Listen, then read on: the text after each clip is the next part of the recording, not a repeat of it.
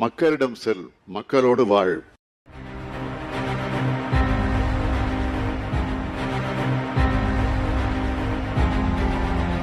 திராவிட முன்னேற்ற கழக ஆட்சி பொறுப்பேற்ற பிறகு எத்தனையோ முத்திரை பதிக்கக்கூடிய திட்டங்களை நாங்கள் தீட்டியிருக்கிறோம். அதிலே குறிப்பிட்டு சொல்லக்கூடிய வகையில் மகளிருக்கான விடியல் பயணம், புதுமை பெண் திட்டம், முதலமைச்சரின் காலை உணவு திட்டம், கலைஞர் மகளிர் உரிமை திட்டம், இல்லம் தேடி கல்வி, மக்களை தேடி மருத்துவம், ஒலிம்பிக் தங்கப்பதக்க தேடல், நான் முதல்வன், உங்கள் தொகுதியில் முதலமைச்சர், முதல்வரின் முகவரி, கள ஆய்வில் முதலமைச்சர், இப்படி நான் சொல்லிக்கொண்டே போக முடியும். இந்த வரிசையில் இந்த திராவிட மாடல் அரசால் உருவாக்கப்பட்ட திட்டம்தான் மக்களுடன் முதல்வர் என்கிற இந்த மகத்தான திட்டம்.